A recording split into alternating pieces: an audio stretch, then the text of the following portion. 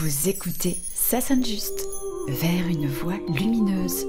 À travers une deuxième série d'épisodes, je vous invite dans une loge imaginaire depuis laquelle des artistes me parlent de leur chemin. Nous verrons en quoi l'histoire, la traversée, les déclencheurs de vie, la nature et la personnalité de mes invités les conduit vers une danse alignée et vivante. Bonjour et bienvenue dans cette nouvelle série. L'invité qui m'invite dans sa loge aujourd'hui est une personnalité aux multiples casquettes qui vient nous parler de la voix dans les deux sens du terme. Cet invité est comédien, producteur, chanteur et musicien. C'est l'une des plus grandes voix françaises utilisées dans la publicité et le doublage de dessins animés, de films, de jeux vidéo. Il est aussi au passage une des voix historiques de Radio Classique. Il a d'autres cordes à son arc, lecteur et créateur d'écrits spirituels, poétiques et philosophiques. Allez, sans plus tarder, j'ouvre le rideau. Mon invité est surnommé Padge de ses initiales.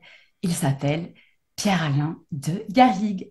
Bonjour Pierre-Alain. Hey, bonjour Myrtille, écoute, quelle belle introduction, excellent, j'étais parti dans la poésie, écoute, très content de faire partie de ton aventure ensemble, et ça c'est vachement bien.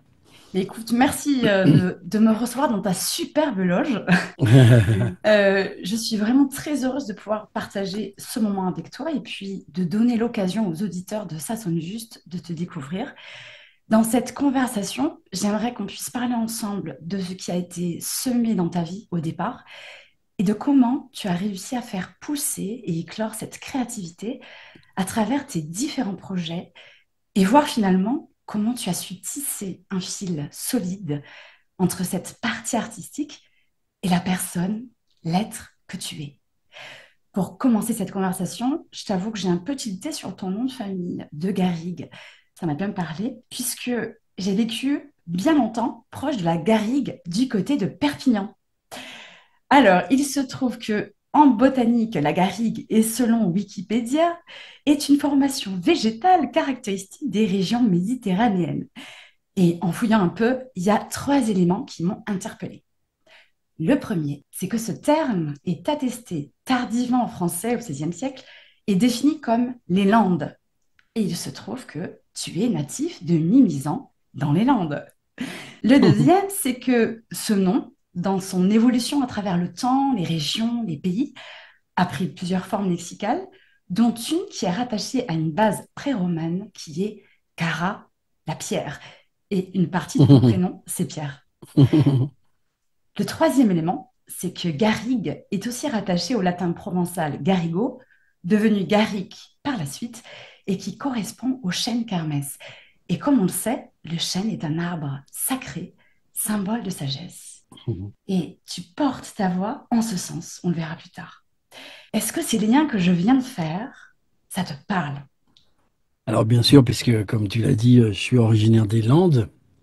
Après, la famille vient de tellement d'endroits différents, mais en tout cas, le grand-père qui a donné le nom de Garrigue c'est assez marrant parce que on a justement des origines qui vont un petit peu kaléidoscoper nos vies à nous tous, nos frères et sœurs. C'est-à-dire que nous, on est lointainement issus ma arrière-grand-mère était juive égyptienne, mon arrière-grand-père juif russe, qui sont partis certainement sous des pressions, je ne sais pas quoi, sont devenus juifs écossais. Et que la famille Hyams, grande famille anglaise-écossaise. Et cette petite femme juive qui était ma grand-mère a rencontré à Constantinople un écuyer, un descendant des écuyers du roi qui s'appelait de Garrigue de la Roque de Malespine. Et donc cette petite juive est devenue une vicomtesse entre guillemets. Et donc voilà. Et ensuite ça a perpétué un petit peu tout le monde. Donc on a vraiment les deux ascendances. Moi j'ai une grosse, je dirais. Je, je me connecte très facilement à Paris, en tout cas à la communauté juive ashkénaze et séfarade, pour ceux qui connaissent. Et puis évidemment, comme tu le dis, la Garrigue, en fait, alors nous, c'est Montflanquin, c'est-à-dire c'est la Dordogne, je crois, enfin bon, en tout cas, c'est ces coins-là. Mhm. Mais par contre, on n'est pas méditerranéen, on est océan. Ce qui va avoir une grosse importance, ça va avoir une énorme importance parce que quand on va rentrer dans la dynamique spirituelle, l'océan va avoir une grosse importance, en tout cas pour moi, plus que mes frères et sœurs. D'abord parce que je suis l'aîné, et puis surtout parce que, étant né à 300 mètres de l'océan, donc cet océan va nous porter toute notre enfance. Et en plus, moi je suis un surfeur, d'où ce look. Personne ne le voit, mais j'ai un look de surfeur improbable, évidemment, avec ses cheveux, même à cet âge-là. Et donc, je vais adopter aussi grâce à mes oncles et parents, ou mon père, en tout cas, une philosophie du surf, c'est-à-dire une philosophie de on ne contrôle pas l'océan. On fait allégeance aux vagues et on joue avec elles, mais on sait que de toute façon, il ne faut pas aller plus loin que le jeu et on ne peut pas contrôler l'océan. Et il faut aller chercher la vague, il faut passer derrière les rouleaux, il faut faire face parfois à des tempêtes et parfois ne pas sortir. Donc voilà, donc ça va être une philosophie qui va être ancrée. Donc nous, c'est une philosophie un peu de l'océan. Et donc voilà, Garrigue, oui, Pierre-Alain de Garrigue. Et pour ça qu'on m'appelle Patch, parce que c'était beaucoup plus simple pour les ordinateurs. En fait, les premiers ordinateurs qui sont rentrés quand on a commencé à enregistrer ma voix dans différents projets, ben, les ingénieurs du son, les premiers mettaient Pierre-Alain de Garrigue, les autres ont fait Pierre-Alain, puis il y en a un jour qui a 18. Allez, on va mettre PADG, ça va être plus simple. Et depuis, je crois qu'on me connaît plus sous le nom de Page que de Pierre-Alain de Garrigue. Donc voilà. Alors, j'aimerais qu'on fasse un petit flashback sur le début de ta traversée dans le monde artistique. Et en parlant de traversée, ma première question, c'est qu'est-ce qui t'a nourri dans l'enfance, l'adolescence, et qui t'a permis d'ouvrir cette sensibilité artistique? Alors, tu y as un peu répondu à travers l'océan. Est-ce que tu peux Ah peut-être oui, donc, développer? oui, enfin, il y a des personnages qui sont d'abord, j'ai la chance extrême d'avoir eu deux parents. Et même des grands-parents, je dirais qu'il y avait ils étaient tous dans le médical, je dirais, c'était des médecins militaires ou des médecins comme mon père par exemple, mais la grande caractéristique, c'est que tous avaient une énorme sensibilité artistique, que ça soit du côté de mes deux grands-pères, du côté de ma mère, du côté de mon père. Plus que les dames d'ailleurs, qui étaient un peu plus dures, un peu plus maîtresses. Mais surtout, donc j'ai eu un père et une mère extraordinairement ouverts, nous apprenant chacun à son niveau des choses qu'on a mis en place. Mon père m'apprenant le sens de l'amitié, du sport, du partage, de l'ouverture. Et ma mère, je peux le dire, avait un côté extrêmement spirituel. Pourquoi? Parce que ma mère, quand elle était très jeune, a fait une NDE.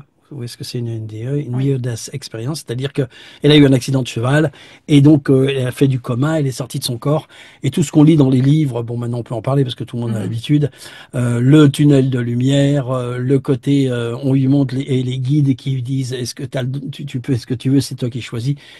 Et elle m'a toujours raconté ça, c'est toi qui choisis. Et donc, elle a choisi de revenir, puisqu'elle a vu un petit peu les possibilités qu'elle avait, dont nous, comme possibilité. Elle a vraiment choisi. Et elle m'a toujours dit, je suis revenu dans mon corps, ça a été une camisole de force. Par contre, à partir de ce moment-là, j'avais plus peur de la mort. Et donc, elle savait que on est six hein, à la maison. Elle savait que certains étaient plus, au fond, on est tous un peu ouvert à la spiritualité, mais en tout cas, les deux ou trois, dont moi, qui étaient le plus sensibles à ça ou qui avaient les mêmes dons qu'elle, parce que quand même, elle s'est retrouvée avec des dons un peu médiumniques. Et donc, ça a été relativement simple d'avoir cette base qui était à la fois rattachée à qu'est-ce que c'est que la vie. Et donc, il y avait le côté très, très marqué de mon père qui était médecin de campagne, donc il sauvait des gens vraiment, quoi. Et c'était à l'époque où les médecins de campagne étaient un petit peu les rois du monde, quoi, parce qu'ils avaient des villages et des villages à s'occuper, des centaines de patients. Et c'était un peu, voilà, une sorte de roi, sans qu'ils utilisent son pouvoir, mais en tout cas, il m'a appris à m'ouvrir, à nous ouvrir totalement aux autres. Et ma mère, elle a été accompagnatrice de l'évolution de la sensibilité de ses enfants, et donc nous a fait énormément jouer, nous a fait énormément nous a mis à la musique, nous a mis à plein de choses en même temps. Donc, et en plus, comme mon père, c'était porte ouverte chez nous, donc les copains du sport venaient. Donc, on avait les mercredis, on était 25 à faire des émaux, par exemple. Je sais pas si tu te rappelles ce que c'est que faire des émaux. Non. C'est on brûle des petits trucs, on fait des bijoux, ma mère organisait des ateliers, quoi, quelque part de dessin, etc. Et donc voilà. Et en plus, il y a eu il y avait le don d'écriture de mon père et de son grand-père, qui était très évident. Donc en plus de ça, mon père nous faisait faire des exercices d'écriture. En plus, avant que le Trivial Poursuite existe, et ça c'est une grosse importance parce que ça va me servir toute ma vie avant que le Trivial Poursuite existe, tous les moments où on était tous ensemble au dîner, systématiquement, c'était, on se posait des questions et tout le monde devait essayer de trouver la meilleure question. Et donc, la culture générale a fait partie de ça. Ce qui veut dire que cet ensemble de choses va me donner d'abord une ouverture humaine grâce à mon père, une ouverture aussi humaine plus artistique et aussi bien sûr mon père aussi, mais grâce à ma mère. Et en même temps, le fait que ma mère ait fait cette NDE m'a donné, même si on a tous des peurs, mais m'a donné un sens de ça je l'ai très très profondément, un sens de moi j'ai pas du tout peur de la mort, quoi, mais pas du tout du tout. Peut-être peur de la souffrance, mais je suis né, je dirais, avec même pas le souci de me demander ce qu'il y avait après, etc. C'est une continuité. Voilà. Donc en fait, ce qui veut dire qu'au moment de prendre des décisions, au moment de faire des choix de vie ou de carrière, etc. Eh ben, le son qu'on avait, le son de ma mère, c'était suis ta joie, suis ton intuition. C'est facile de dire suis ton intuition parce qu'on dit ça à tout le monde, mais les gens ils font ouais, j'en sais rien. Voilà. Mais par contre, suis ta joie c'était quelque chose de voilà, t'as le droit, tu pourras jamais te tromper de toute façon. Et puis on est là aussi en même temps, quoi. Même s'ils n'étaient pas spécialement plus riches que d'autres, voilà. Donc ce qui fait que voilà, donc la fondation elle est là, la fondation elle est océan. Et entourage familial complètement ouvert, complètement pas enfin, bon, la grande chance, aucune grosse casserole qu'on pourrait imaginer, parce que les gens ils disent ah bah j'ai vécu une enfance tellement malheureuse que j'en ai fait un atout. Bah moi j'ai vécu une enfance tellement heureuse que j'en ai fait un atout. Oui. Voilà. Donc en fait, il y a cette maman qui a nourricière en fait de à plusieurs niveaux et inspirante aussi, Bien sûr. j'imagine. Et toujours, hein, elle est partie, mais on se parle encore, hein. Et dans la continuité en fait déjà de cette enfance-là, tu deviens musicien avec Je ne devais, une formation de batteur. Comment c'est venu et est-ce que tu as été inspiré par une personne ou un enseignant en particulier qui t'aurait initié à cet Alors, instrument? oui, alors l'histoire, elle est incroyable d'abord, parce que d'abord, faut quand même avouer que quand on part dans cet état d'esprit-là, on t'apprend très très vite, non pas la chance, parce que j'y crois pas absolument, t'apprends le sens de la synchronicité quand ta mère t'en parle, déjà. Et le sens de la synchronicité, à un moment donné, tu le fais tien sur plein de choses. Alors, tout le monde, parce que c'est marqué dans Wikipédia aussi, tout le monde pense que j'ai commencé en tant que musicien. Pas du tout, en fait. Quand D'accord. je dis pas du tout, je m'orientais vers la licence et l'agrégation de philosophie. Donc en fait, j'étais très très mauvais en maths, mais j'étais excellent en français grâce à mon père, etc. J'étais vraiment, je lisais beaucoup de livres. Donc je fais licence de philo et je vais sur le champ de l'agrégation, je dirais. Et il se passe un truc, c'est que des années auparavant, mon oncle était un des batteurs d'Henri Salvador, le chanteur, et mon parrain. Et donc en fait, il m'offre à 10 ans une batterie. Il m'offre une batterie, évidemment, il me donne certains cours. Et faut savoir qu'on est 6 à la maison, je suis l'aîné. Et donc pendant les années, j'apprends la batterie. Des fois, ça embête bien mon père parce qu'il est en consultation et je suis au-dessus. Et donc, j'apprends la batterie et quand on a à peu près 15-16 ans avec les frangins, en tout cas les trois premiers, on commence à monter des groupes, on fait des petites répétitions. Et là, ça va avoir une grosse importance, c'est que il y en a un qu'il faut qu'il chante. Il y a une seule discussion et c'est style, bah, c'est l'aîné. Moi, j'avais un et demi de plus. Je dis, bah, je vais m'y coller, quoi. Allez, au Voilà. pif. Bon, allez, oui, mais c'est un peu, mais complètement, c'est un peu au pif. Sauf qu'il faut savoir, tu vois la position d'un batteur. Un batteur, il est vraiment assis entre les cymbales, la caisse claire, le charleston à gauche. Et donc, j'ai commencé, et ça va avoir une énorme importance. je commence à répéter des choses en même temps que je chante, je joue de la batterie. Donc, je développe un sens rythmique horizontal et un sens mélodique vertical en même temps. Pourquoi je te dis ça? Parce que qu'est-ce qu'on va demander à un comédien? C'est d'agir avec sa voix, Ces deux axes. avec le rythme et avec sa voix. Donc ça, c'est le premier point de 15-16 ans. Et ensuite, le deuxième point qui va me faire basculer à un moment donné, j'essaie de faire l'historique le plus simple, hein. Je suis en seconde, toujours au bon moment. Donc, je raconte une petite anecdote. Je suis en seconde au collège Notre-Dame de Mont-Roland à Dole, parce que mes parents avaient émigré dans le Jura, puisque ma mère était de Besançon. Et donc, au collège, je suis un jour dans la cour et un de mes amis de ma classe vient et me dit, écoute, je voudrais te demander un truc. Je suis en cours de théâtre avec Monsieur Guichard, petit cours de théâtre depuis le début de l'année. Ça fait déjà 4 mois que l'année est commencée. On a un tout petit rôle, mais le gars est grippé ou il a un problème, il peut pas être là pendant un mois carrément, et on doit avancer. Est-ce que tu veux faire, il y a 4 lignes, 5 lignes, et moi, je dis, mais j'ai même pas, j'ai aucune idée. Mhm. Je fais, bon, ouais, ouais, c'est vraiment pour accompagner mon pote, quoi. Et donc j'y vais, bah, je fais le premier cours, le deuxième cours, le troisième cours. J'interviens quand je dois intervenir, j'apprends mes textes. Et le quatrième ou cinquième cours, bon, il s'est passé un truc qui était un peu embêtant, un petit peu embêtant. Enfin, c'était comme ça, c'était pas autrement. C'est que le professeur, monsieur Guichard, s'est levé et a dit, bon, j'ai décidé de faire autre chose. Il a montré le rôle principal. Il a dit, bon, écoute, tu corresponds pas trop, ça marche pas. C'est toi qui vas le faire en me désignant. Moi, j'étais vraiment derrière, quoi. Et j'avais ça, je savais que je ne savais pas que j'étais comédien, mais en tout cas, j'avais une facilité, vraiment une facilité à le faire. Donc, c'est moi qui ai fait le rôle principal. Et il s'est avéré que ce rôle principal, quand on a joué à la fin de l'année, donc devant 4000 personnes, parce que c'était un énorme collège, au théâtre municipal de Dole. Donc ça a été un assez gros carton.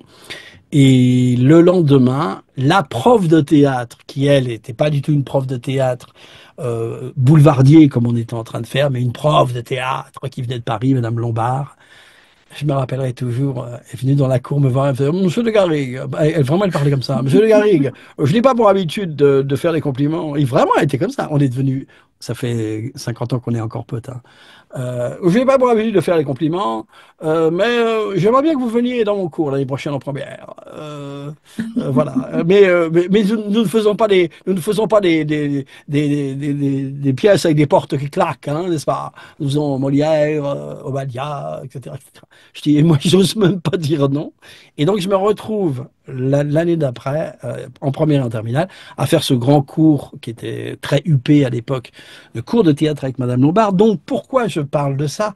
Parce que quelque part, par rapport à ce qui va arriver après, j'ai ma base musicale et j'ai ma base que je sais que je suis capable de jouer la comédie. Donc toi, par la suite, tu fais donc ces études de lettres et de philosophie, Ouais. et tu arrêtes assez vite. Comment tu passes de l'université à ces premiers pas dans la voix off? Alors, j'en suis pas encore là. Parce que, évidemment, toujours au bon endroit au bon moment. Et il se passe quelque chose. C'est-à-dire que je suis vraiment un rat de bibliothèque. Je connais Spinoza, je connais Kant, je connais. Je m'intéresse à ça. Et à un moment donné, un vrai ras-le-bol. Et donc, j'en discute avec ma mère, toujours. Et je dis, écoute, là, je pète un câble, ça m'intéresse pas. J'ai pas envie d'être prof. Il y a un truc, j'ai pas envie. Ma mère m'écoute. Je dis, écoute, ce que je voudrais, est-ce que je pourrais, en concertation avec mon père, évidemment, est-ce que je peux prendre une année sabbatique? Ce que je voudrais, c'est écrire un livre, à l'époque. J'ai 21 ans, hein, 21, je sais plus combien, oui, ou 20, ou 21, je sais plus. Donc, est-ce que je peux prendre une année sabbatique? À côté de chez nous, on avait un petit chalet où ma grand-mère avait habité. J'écrirai un livre pendant un an. Et le matin, je me lèverai avec papa qui se levait, je me lève toujours aussitôt à 5h30. J'irai écrire. Et l'après-midi, ben, je m'entraînerai sur ma batterie. Donc, petit conseil de sécurité, entre guillemets, avec mes parents. ils décident, OK, on donne le feu vert. Et donc l'année sabbatique qui devait durer 1 an a duré 66 ans quand même. Et donc voilà, donc je fais cette année sabbatique, je continue, je commence à écrire et je m'entraîne, je commence à jouer avec des groupes du côté de l'Est, bon des groupes qui sont devenus qui sont devenus connus à un moment donné, Cookie Dingler qui a fait C'est une femme libérée, tu sais, c'est pas si Oui, facile. si, ouais. Voilà, Raft, y a qu'à danser, enfin bon, tous les gens de l'Est, etc. Donc je commence à avoir des groupes et je commence à écrire le bouquin. Et il se passe un truc, c'est que j'écris le bouquin, et en fait j'écris le bouquin pendant 2 ans et demi. Ça, pendant 2 ans et demi. Je sors un pavé, enfin en tout cas un manuscrit de 350 pages, qui s'appelait Les dieux ambigus ou le dit du maître de voyage, et qui sera la base pratiquement de ce que tu as comme livre. Donc voilà, donc je fais un manuscrit, c'est là où ça va basculer, une des bascules, et je fais un manuscrit et je l'envoie donc à Paris, et je reçois, la première fois que je reçois une réponse, c'est des éditions du Seuil, avec Jean-Marc Roberts, qui est disparu maintenant, mais qui était le patron des éditions du Seuil. J'avais jamais été à Paris, hein, et qui me dit nous nous intéressons à votre cas, entre guillemets, pouvez-vous venir à Paris? Il faut quand même savoir qu'à l'époque, je passe 2 ans, j'en avais déjà ras-le-bol de la philosophie, mais je passe quand même 2 ans Mm. avec les bouquins, avec les mots, même si j'ai quand même mon exutoire avec de jouer la musique. Et donc j'ai 23 ans. Donc je débarque à Paris pour la première fois et je vais rue du Seuil pour rencontrer Jean-Marc Roberts. Je me rappelle de l'ouverture de la porte et d'arriver dans une salle où il y avait 5 personnes et Jean-Marc Roberts à gauche qui m'accueille, il me présente, moyenne d'âge 650 ans quand même à peu près, tu vois. Et ils me disent, ben voilà, on trouve ça très intéressant, il y a des trucs à refaire. Et ils me disent, voilà, on vous propose un contrat, écoute-moi bien, de 2 livres et demi. Je comprends rien à ce qu'ils me disent. Je dis, mais sur 5 ans, de 2 livres et demi. Et en fait, il faut savoir qu'à l'époque, je pense pas que ça continue maintenant, mais rappelle peut-être, si tu connais un peu la littérature, à l'époque, les grandes maisons, Le Seuil, Gallimard, sortaient des nouvelles une fois par an, et des petits recueils avec tous les auteurs qui mettaient des nouvelles dedans, mais pas des livres entiers. Donc, c'était une nouvelle. Donc en fait, il me proposait un contrat sur 5 ans, il fallait que je fasse 2 livres, plus faire participer aux nouvelles. Et tiens-toi bien, moi je suis en face de ces gens qui ont 1 000 ans de plus que moi, et je me vois répondre, vous rigolez ou quoi? J'avais déjà de la personnalité, hein. Mais non pas méchamment, mais je dis, vous rigolez. Je me rappelle avoir dit, mais attendez, j'ai passé 2 ans et demi enfermé dans une cave, entre guillemets. Moi, j'ai envie de. Moi, ce que je veux, c'est jouer de la musique et aller voir des Oui, filles.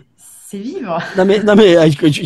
j'ai vraiment dit, aller voir des filles. J'ai vraiment répondu comme ça, ils ont fait. Et je m'attendais à ce que d'autres, comme Gallimard ou ça me proposent un autre contrat, ce qui n'a pas été le cas. Donc voilà, donc je n'ai pas eu un autre contrat, donc je n'ai pas signé de contrat avec Le Seuil. Par contre, Le Seuil m'a proposé de partir faire un livre sur le désert. Je suis parti 3 mois dans le désert, ce qui m'a donc donné l'occasion aussi de rencontrer des gens extraordinaires et d'avoir une expérience incroyable comme ça, qui me servira aussi après. Et en fait, déjà d'avoir rencontré, d'avoir touché la vie, entre guillemets, pas la vie, mais touché Paris. Moi, je suis très Paris. Donc, je touche Paris et me sens bien dedans, quoi. Il va se passer qu'à un moment donné, la décision va se faire en disant, qu'est-ce que je fais? Ok, pas de contrat au niveau du livre, laissons tomber. Et je dis à ma mère, ok, allez, qu'est-ce qu'on en pense? Paris, musique. Et donc, je pars à Paris, je pars à Paris et je deviens musicien professionnel à ce moment-là. Et donc, j'arrive aux voix, mais j'y suis pas encore. Pourquoi? Parce que là, je commence à vraiment avoir une petite notoriété. J'arrive, je suis un batteur, j'ai une bonne gueule. Et surtout, à l'époque, il faut savoir que donc je m'insère quand même dans le milieu musical. J'avais eu des intros, on avait eu un groupe, on avait failli signer chez WEA. Enfin, en tout cas, on commençait à connaître des gens. Et je commence à me faire remarquer en tant que choriste. Je pouvais chanter, puisque j'avais appris à chanter, évidemment. En tant que choriste, en tant que percussionniste et batteur. En fait, à l'époque, dans une semaine, il y avait tous les jours, il y avait des émissions. Le lundi, c'était Sabatier, le mardi, c'était Foucault, le mercredi, c'était De Chavannes, le jeudi, c'était Drucker, le dimanche, c'était Jacques Martin avec l'École des fans, etc., etc. Et cetera. Et en fait, ils avaient toujours besoin de musiciens, que ça soit en playback ou en vrai, mais surtout en playback, pour accompagner sur les plateaux. Donc, en fait, là, je passe 2 ou 3 ans à être dans le milieu de la musique et de la télé. Donc, je fais des rencontres. Mais un jour, je suis au Palais des Congrès et je suis en train d'enregistrer avec Pauline Esther. Je sais pas si tu vois. Oui, je l'adore. C'est mon amour, mon Mon trésor. trésor. Voilà, donc on est au Palais des Congrès. Il faut savoir qu'au Palais des Congrès, il y a 3 gros studios. Dans le A, ce jour-là, il y avait Johnny Hallyday qui mixait un truc. Dans le studio B, c'était nous. Et dans le studio C, le petit studio, il y avait une séance de publicité. Et il faut savoir qu'à l'époque, les gens qui faisaient des voix pour la publicité, il y en avait très très très peu, extrêmement peu. En fait, les régies RTL, RMC, enfin il n'y a pas encore RMC, Europe 1, RTL, avaient des gens qui restaient là et on leur disait, tiens, il y a une publicité pour Carrefour, est-ce que vous venez venir la faire? C'était un peu n'importe quoi. Mhm. Pour la publicité, je ne parle pas pour le doublage. Et en fait, il s'avère que ce jour-là, et moi je suis dans le studio B, il est midi, et depuis 10 heures du matin, dans le studio C, il y a donc cette séance de publicité qui se passe très très mal. Un comédien doit dire une phrase en 8 secondes. Il faut savoir, dans la publicité, c'est très très court, hein, quoi. Très court, oui. Tu dois, tu as des temps, tu as 10, tu as 20, tu as 30 secondes, et puis pour parler de la marque, à la fin des pubs, tu as 5 secondes, 6 secondes, 8 secondes, 10, voilà.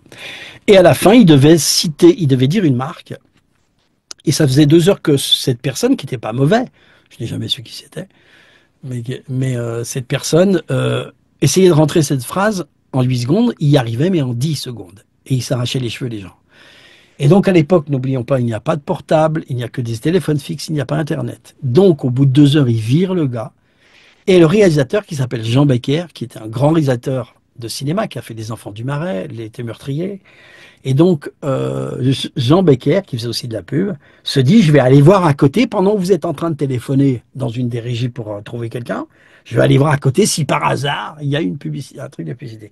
Il est midi, on vient juste d'arrêter. Il y a 1 minute qu'on a arrêté, ça veut dire que le recording rouge est arrêté. Il ouvre la porte, tout le monde se dit qui c'est ce gars-là. Moi, je dis, tiens, je l'ai déjà vu à la télé. Il va voir l'ingénieur du son qu'il connaissait et il explique son problème. Il a besoin de quelqu'un pour essayer de parler. Et tout le monde me désigne. Non pas parce que je vais pouvoir le faire, parce qu'ils disent tous, bah, de toute façon, Pierre-Alain, c'est celui qui s'occupe des chœurs, et de toute façon, c'est le seul qui il fait vraiment le con derrière les micros. La phrase, c'est ça. D'accord. OK? Donc il me dit, mais vous voulez venir avec moi? OK, on est dans le couloir. Il me tutoie tout de suite. Il me dit, t'as déjà fait ce que je vais te demander? Je dis, Monsieur Becker, je sais qui vous êtes, mais je ne sais même pas de quoi vous parlez. Donc j'arrive, j'ouvre la porte. Là, pour la première fois de ma vie, je vais voir et j'en verrai pendant 45 ans des publicitaires angoissés, la main sur le front, nanana, etc. On fait pas attention à moi et on me met derrière le pupitre. Et là, je découvre la phrase que je dois dire en 8 secondes. Et je vais te la refaire. La phrase à dire, c'était une publicité pour la Juste Sèche de Justin Bridou. La Juste Sèche de Justin Bridou, une saucisse se sèche, se sachant sécher, elle doit sécher sans s'assécher, elle est sèche, juste sèche, la Juste Sèche de Justin qui, la Juste Sèche de Justin qui, la Juste Sèche de Justin Bridou. Waouh. Voilà ce que je devais dire. Je commence, évidemment je me plante. Je continue, évidemment je me plante. 3 fois, ils font plus du tout attention à moi. Et là, on est dans le sujet de notre podcast. Je sais pas quoi faire, et tout d'un coup, une voix, ma voix, la voix des guides, la voix de ma mère, j'en sais rien, me dit, c'est pas comme ça qu'il faut faire.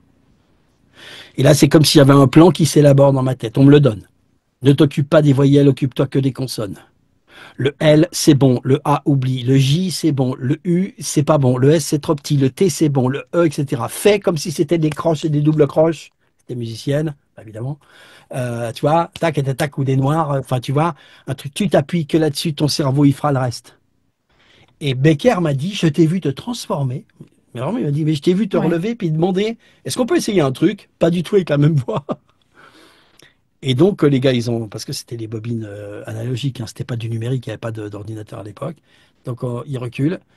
Et donc, j'envoie et je le fais. Et c'est pas encore parfait, mais je suis à une demi-seconde du truc. je recommence. Et la deuxième, comme je viens de le faire, ça rentre, etc. Et Becker, alors je me dis, je m'arrête, tu vois, je me dis, les gars, ils vont faire waouh! Pas du tout.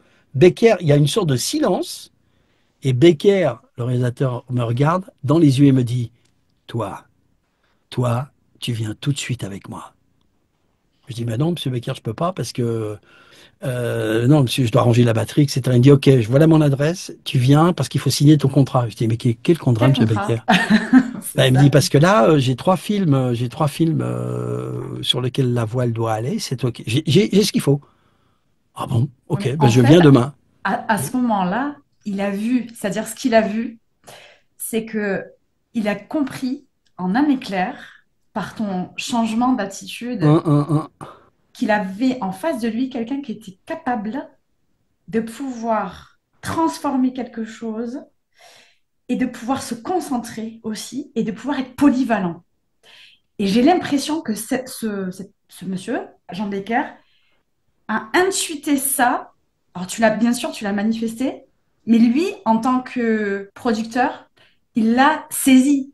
Et ce qu'on attend peut-être d'un comédien voix off, ne serait-ce pas ça, c'est-à-dire cette capacité à rebondir et à prendre tout de suite l'information de qu'est-ce qui va pas, analyser, rebondir et retraduire.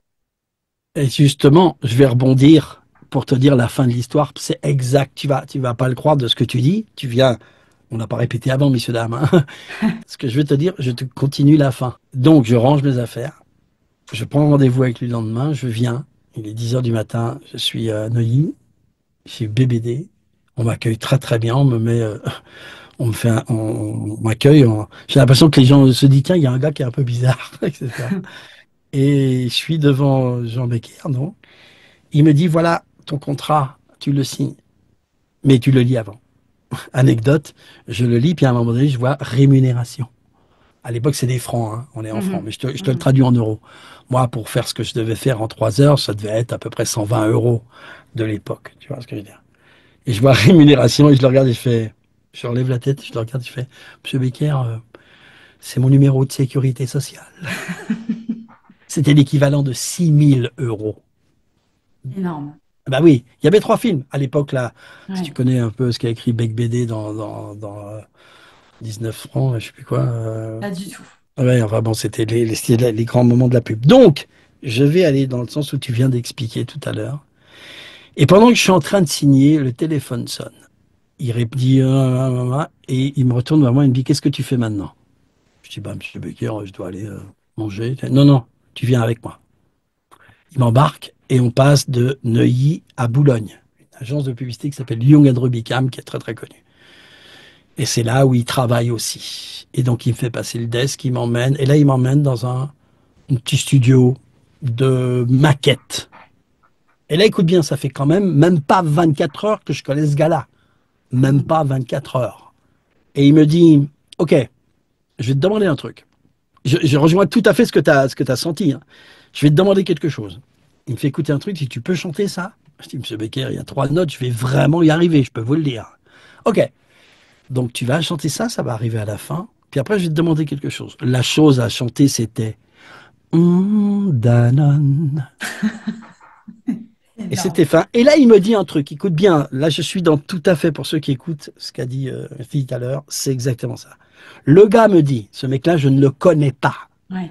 Comment parlerait un yaourt qui pense qu'il est le meilleur yaourt du monde? Je te laisse faire. Et moi, la même voix qui me parle, mais enfin, je me parle, Mhm. je suis pas effrayé. C'est là le truc incroyable.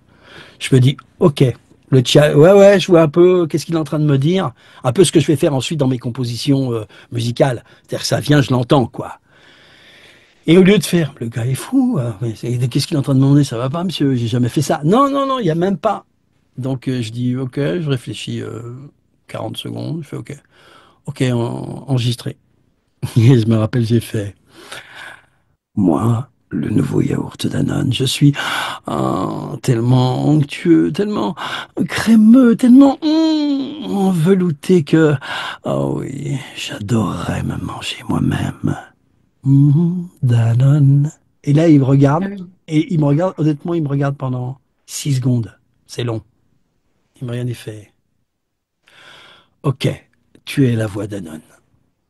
Et de ce jour-là, Becker me prend, me fait rencontrer tout le monde, appelle tous ses potes.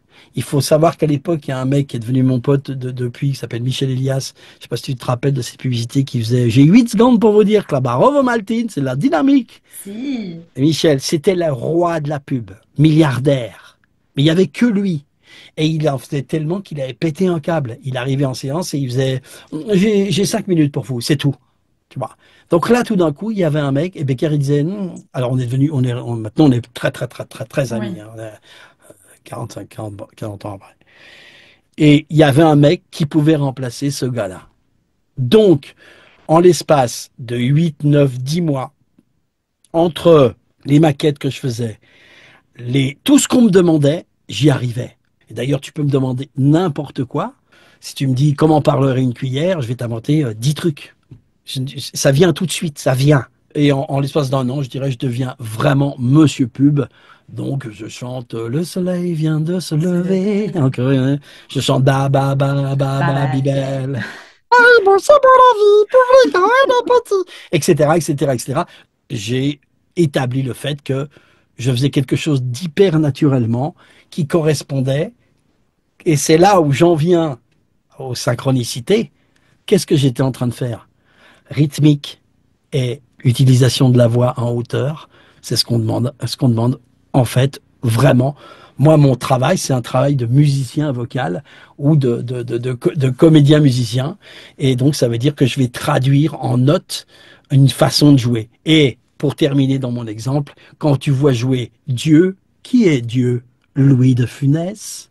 Donc, quand tu vois jouer Louis de Funès, c'est comme si tu voyais le plus grand des jazzman, Coltrane ou Miles Davis, qui faisait pam, pam, pam. Sa manière de jouer, c'est du rythme. Et d'ailleurs, c'était un excellent, excellent, excellent musicien, un grand pianiste. Donc voilà, le résumé, c'est je vais arriver, tu vois, par des biais, comme si je m'étais ou on m'avait préparé, et hop, et j'ai pu répondre à ce challenge très rapidement. Pour terminer en tout cas cette partie-là, je vais refaire le lien avec une chose que tu nous as expliqué au début, sur ce qui t'a nourri. Et tu as parlé de l'océan et de cette capacité finalement à surfer sur la vague. Et en fait, cette capacité de t'adapter, elle t'a été finalement précieuse et elle t'a permis vraiment de relever les challenges dans ces nouveautés permanentes.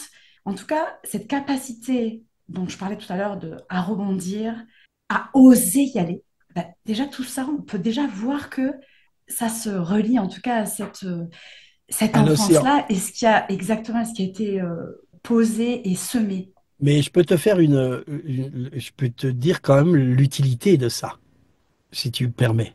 L'océan, Oui, la métaphore. bien sûr, Pourquoi? Parce que à partir du moment, même si tu fais pas du surf, tu vois à peu près comment ça se passe. à peu près.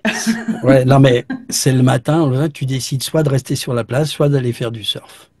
Tu sais que si tu décides d'aller faire du surf, ça va être un exploit ou entre guillemets une dynamique physique. Tu as une planche qui est reliée à ta jambe droite ou gauche. Et la première chose à faire pour aller choper les vagues, c'est que tu dois remonter les vagues. Il y a des 6 ou 7 vagues, ou 4 ou 5.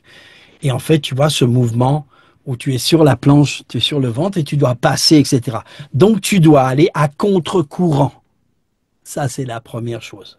Tu vas à contre-courant, tu passes sous la vague. Tu dois faire l'effort d'aller choper le point où tu vas pouvoir commencer à acter ce que tu dois faire, c'est-à-dire faire du surf.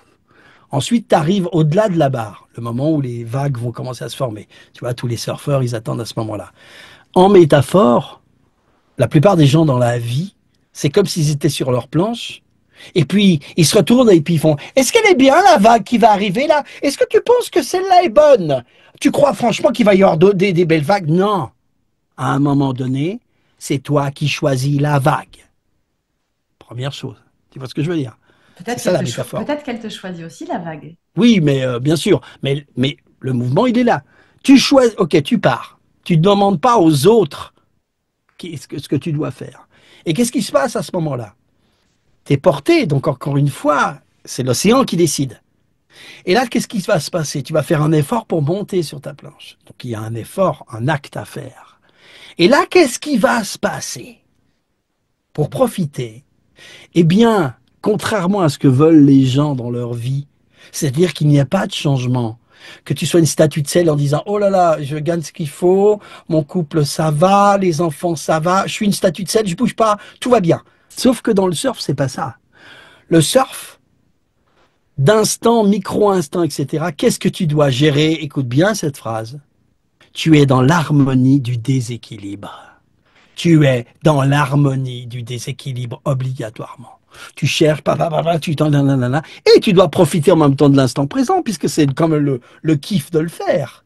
Et puis c'est dangereux aussi, mais peu importe, parce que à 99%, comment ça va se terminer? Eh ben, tu vas sauter de la planche et tu vas être dans le remous des vagues. Et tu vas tomber, mais tu ne vas pas te faire mal. Et puis ta planche, elle est toujours accrochée à toi, comme tes idées sont accrochées à toi. Donc, quelque part, cette philosophie-là, tu oses y aller, tu fais l'effort, tu n'attends pas qu'on te dise c'est une bonne vague ou pas. Et surtout, tu sais que la vie, donc l'océan, n'est fait que de déséquilibre. Et tu t'amuses à le faire. Et de toute façon, tu tombes à la fin. Mais tu recommences.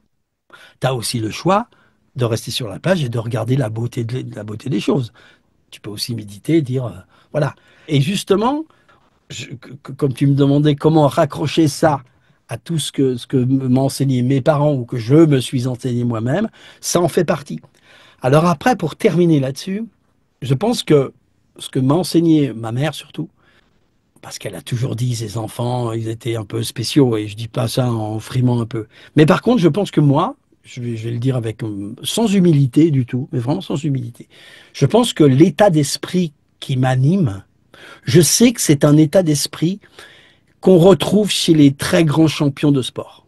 Je peux Oui. pas. En fait, tu as un mental déjà qui Voilà, est affûté j'ai un et focus. J'ai un focus. c'est ça. Ok. C'est-à-dire qu'en fait, tu vois, moi, je n'ai jamais fumé, je bois pas, enfin, je bois vraiment rien du tout, etc. Je vais faire du sport, etc. C'est-à-dire que je vais utiliser tous les moments me, me, pour me faire grandir. Et en fait, quand j'ai lu mes héros, des trucs comme Lewis Hamilton, que j'adore, ou Kobe Bryant, ou Michael Jordan, etc., bah, les gars, ils te disent, bah oui, pour rentrer à l'instinct le dernier panier de la dernière finale devant, tu sais qu'il y a 1 milliard de gens qui regardent dans le monde, ou 2 milliards, et ben à un moment donné, il faut que ça soit de l'instinct. Mais ça veut dire que je me suis entraîné je me suis levé à 4 heures pour être à la salle à 5 heures, et puis rentrer les paniers pour que ça devienne un instinct. Et j'ai l'impression, et c'est pas une frime de dire ça, parce que tout le monde peut le faire. Tout le monde peut le faire. Après, c'est comment optimiser cette idée-là. Tout le monde peut le faire. Vous pouvez vous construire un mental c'est pas un mental de gagnant, c'est un mental de méditant actif, de pleine conscience de plein de choses. Donc en fait, voilà la caractéristique. Et c'est là où c'est intéressant ton podcast là-dessus, parce que comme tu dis, aller à la racine de toutes ces choses, parce que pourquoi je t'ai expliqué tous ces moments, le moment où je deviens comédien, Tout le moment s'imbrique, parce que tout s'imbrique, mais et ça s'imbrique aussi, comme ouais. les synchronicités quantiques, etc. Ça s'imbrique parce que tu en fais quelque chose d'utile. Donc, à chaque moment, tu te dis, OK, Oui, c'est pas et passif, quoi, parce c'est qu'il y a pas passif, beaucoup, c'est-à-dire c'est que ça. à chaque moment, bon, ces phrases très banales qu'on dit, ce n'est pas un embêtement, c'est une expérience. Il faut vraiment le faire. C'est-à-dire que moi, j'ai plein d'exemples parce que je fais des conférences, j'interviens maintenant beaucoup. Je disais en off tout à l'heure, je t'ai dit une phrase, je la redis.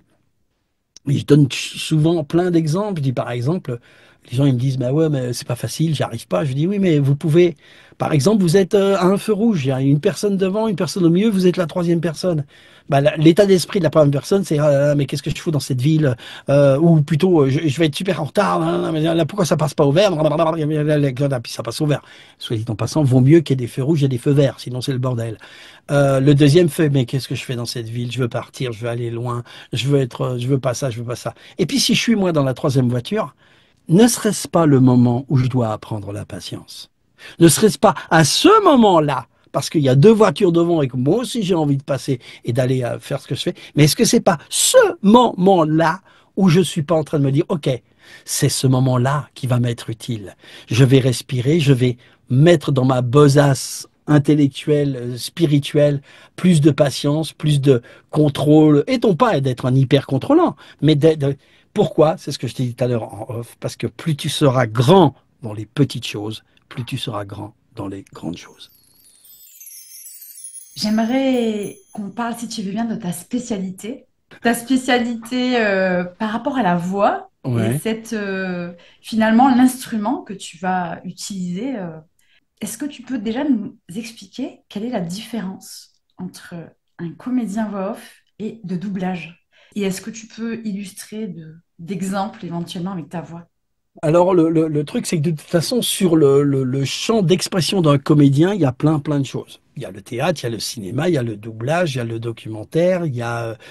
évidemment, ce sont des parties très différentes, mais c'est quand même la première chose, c'est l'art du comédien. On doit être un comédien. Alors, si en plus, on nourrit, c'est ce que qu'on a dit tout à l'heure, si tu nourris ton art du comédien avec un extrême art de musicien, tu commences à pouvoir répondre à pratiquement toutes les demandes. La différence entre le doublage et la voix off, elle est très simple. Quand tu fais du doublage, on va te booker pour, je résume, hein, on va te booker pour faire un film. Et donc, tu vas être dirigé par un chef de plateau qui est un ancien comédien, très souvent, qui sait comment gérer les égos et comment gérer les comédiens. Et tu vas passer un casting qui va correspondre au rôle qu'on peut te faire. Imagine-toi, le nouveau James Bond sort et je te dis, tiens, Myrtille, viens, tu vas faire l'essai sur l'héroïne, etc., Ah, etc. je veux bien. Ben voilà, d'accord. Et donc, voilà. Donc, ce qui va se passer, c'est que on va avoir 2 semaines pour faire le nouveau James Bond. Et puis, je vais te booker le mardi matin pour que tu me fasses d'abord des essais, mais ensuite, et puis ensuite, je vais te mettre sur le rôle. Puis après, je vais dire, tiens, Myrtille, tiens, je te vois mieux sur celle-là, donc reviens jeudi. Voilà. Et tous les autres, pareil. Voilà. Donc, on fait un peu notre sauce, on fait un peu notre truc. Euh, C'est-à-dire que tu fais partie de la distribution, tu es comédienne, donc tu as utilisé ta voix pour faire ce rôle-là, ok. Le film est terminé, on le donne à la maison de production Sony, Warner ou tout ce que tu veux, qui va sortir le film. C'est ce que j'appellerais, on est entre nous, on est des artistes entre nous, hein, voilà. Donc c'est ce que j'appellerais le côté show business. A contrario, être une voix off de publicité, c'est totalement différent. Parce que quand, par exemple, je fais la publicité Tic Tac, que j'ai fait, que j'ai écrite, etc. Quand j'ai fait la publicité Tic Tac, il faut savoir que Tic Tac, c'est le groupe Ferrero.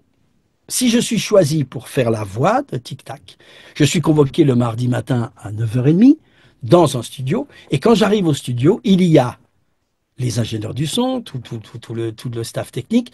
Il y a Monsieur ou Madame Ferrero France, client, Monsieur ou Madame Ferrero Italie, client, Monsieur ou Madame Ferrero Belgique et Monsieur ou Madame Ferrero Canada, peut-être en distanciel. Et là, tu vas commencer à 10 heures à devoir donner, comme dans l'exemple la juste sèche, etc., devoir donner une phrase qui doit, à un moment donné, correspondre à ce que veut le client qui n'est pas un artiste, mais qui est le client. Et donc, il est roi. Il est absolument roi. Donc, la psychologie, elle n'est pas du tout la même. Mhm. Parce que tu peux te retrouver, je pourrais te donner des exemples après, avec des gens qui n'y comprennent rien, mais on peut rien leur dire. Donc, la manière de gérer les comédiens de doublage, tu t'appuies un petit peu sur le chef de plateau qui te dirige, etc. Là, on va te diriger, mais soit tu te diriges toi-même, donc tu es une force de proposition, soit tu es dirigé par le client et ça marche pas du tout, soit c'est l'agence qui va te diriger, mais quelque part, c'est pas leur métier non plus. Et pourtant, ils ont dans la tête ce qu'ils veulent. Je t'ai dit dans mon exemple que dans le doublage, c'était du show business, et là, c'est du business show, ce qui n'est pas la même chose du tout. Mhm. Donc la psychologie de faire de la publicité, c'est très difficile. Il y a des gens qui sont des grands comédiens de doublage qui n'y arrivent absolument pas dans la publicité, et évidemment inversement. Pourquoi? Parce que au bout de 4 ou 5 demandes, ils font mais non, je vous l'ai fait, c'est bon. Vraiment, il y en a plein. Mhm. Non, le challenge, il n'est pas là. Le challenge, c'est de dire, OK, je vais faire tout ce que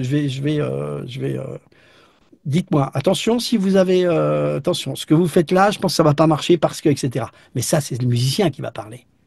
Donc, en fait, voilà déjà la différence fondamentale. Ça, c'est entre tout ce qui est du doublage série, télé, dessin animé, cinéma, et à droite, tout ce qui est publicité, radio, télé, et tout ce qui est le travail du jeu vidéo, tout ce qui est le travail du documentaire, c'est encore un autre type de travail. En tout cas, c'est des lieux différents d'expression de l'oralité, je dirais, et c'est pas exactement la même chose. Par contre, encore une fois, c'est disons que sur certains points, il faut à la fois avoir un master de comédie et un master de management.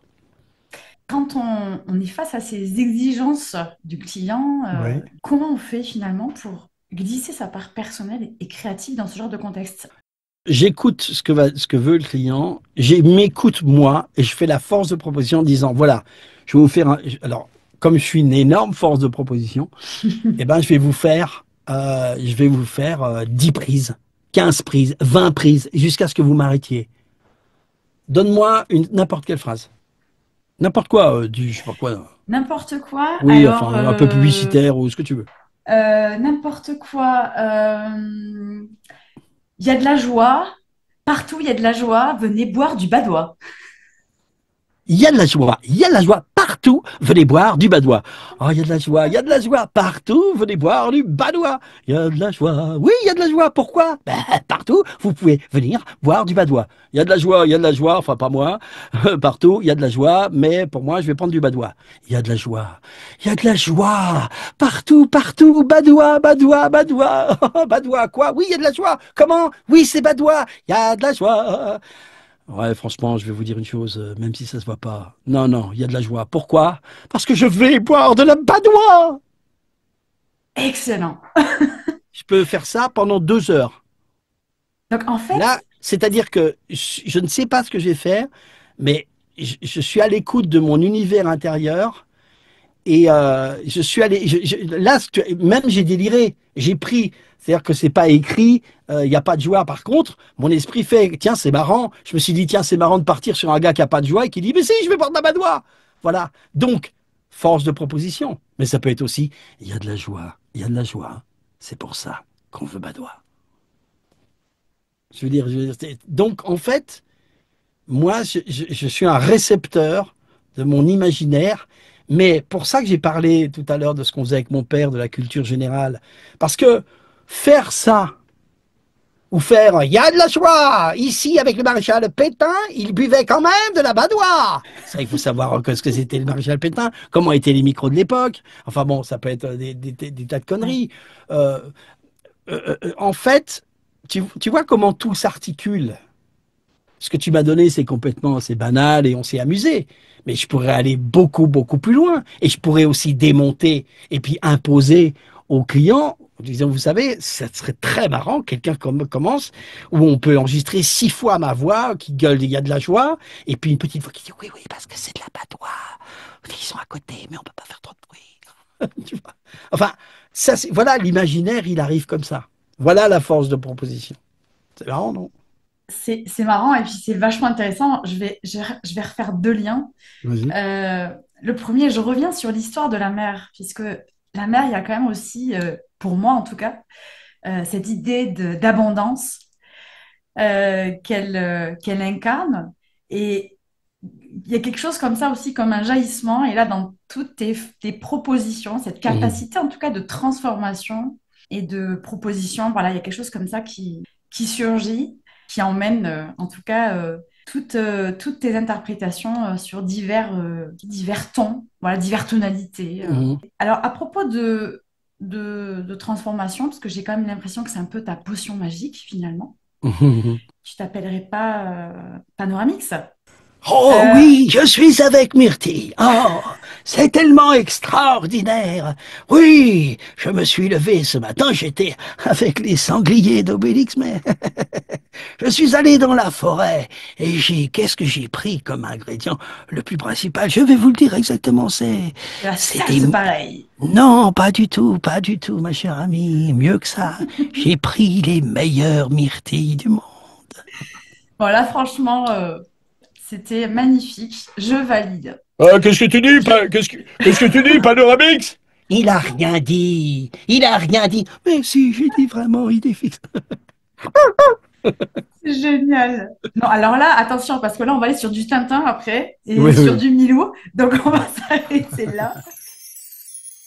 Il y a chez toi donc cette qualité de transformation. Et à propos de transformation, de métamorphose, tu partages des vidéos spirituelles sur les réseaux pour transmettre une forme de sagesse, de Mhm. philosophie.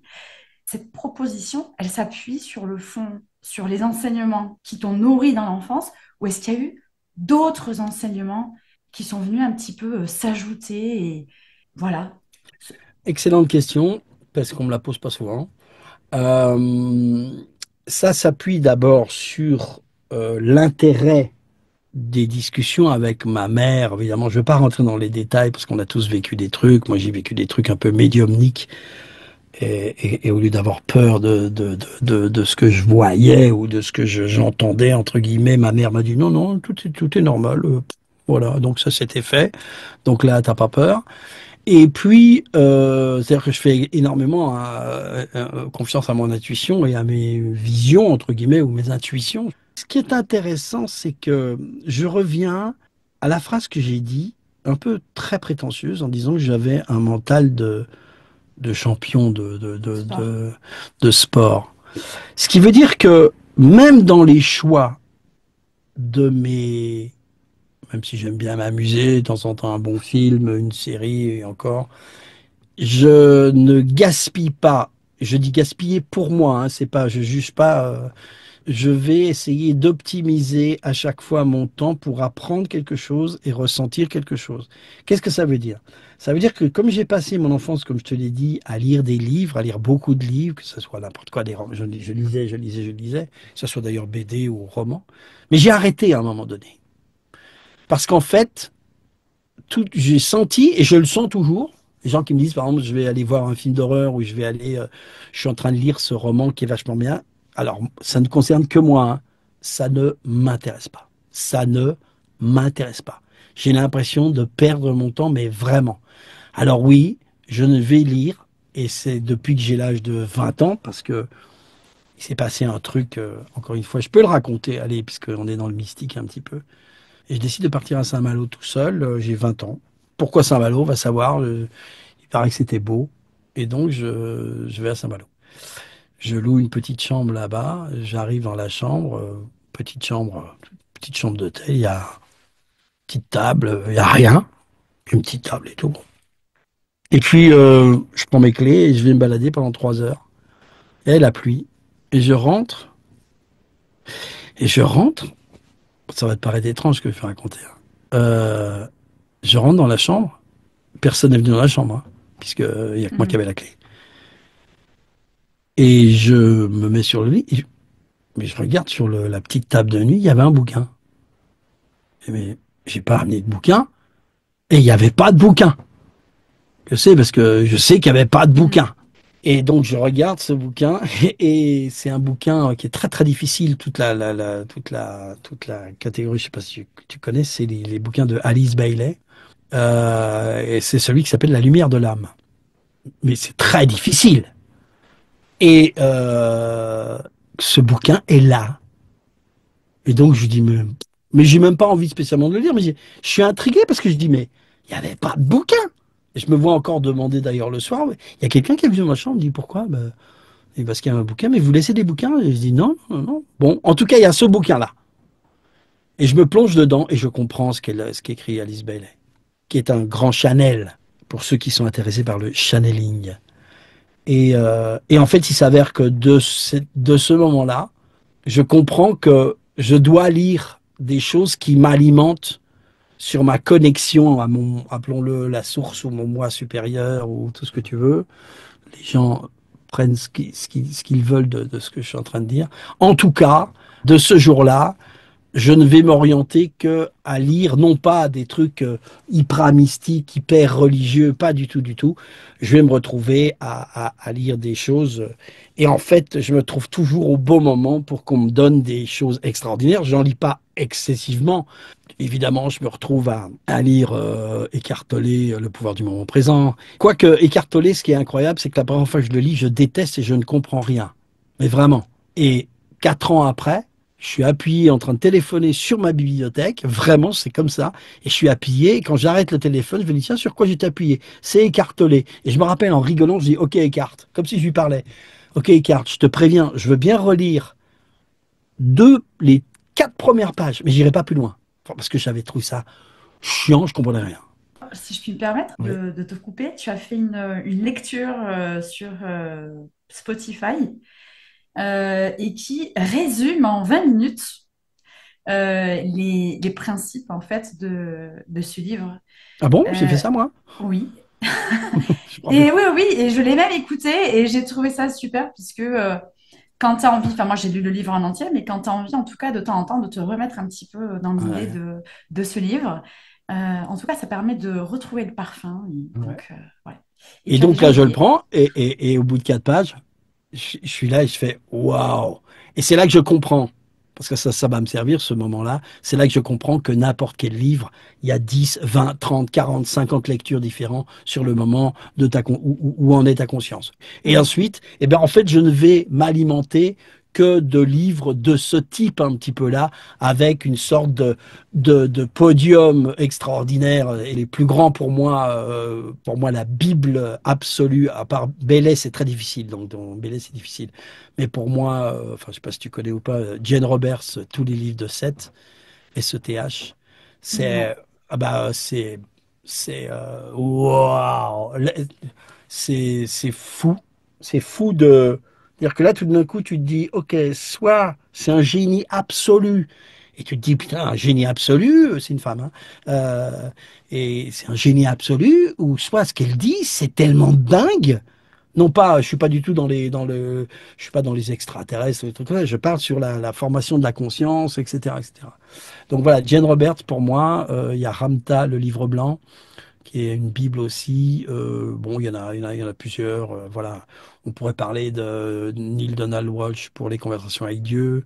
Euh, Parce que c'est quand même, on peut dire même avec un titre comme ça, ce qui peut effrayer certains, mais quand tu lis et tu fais, wow, quand même, Mhm. quand même, le level, il est exceptionnel. Enfin voilà, donc pour te terminer sur là-dessus, l'idée, c'est que je garde ce focus-là et je ne l'ai pas, me suis pas défocusé.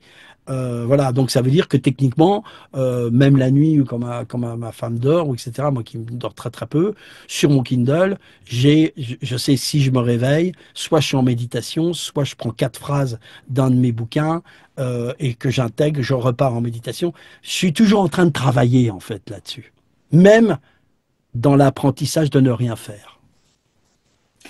À propos de bouquins, tu as également écrit un livre, L'oiseau qui chantait l'infini et l'arbre qui parlait d'éternité, sorti chez First Edition et Mhm. coécrit avec Raphaël Lecerf et préfacé par Fabien Olicard. Olicard, mon frangin.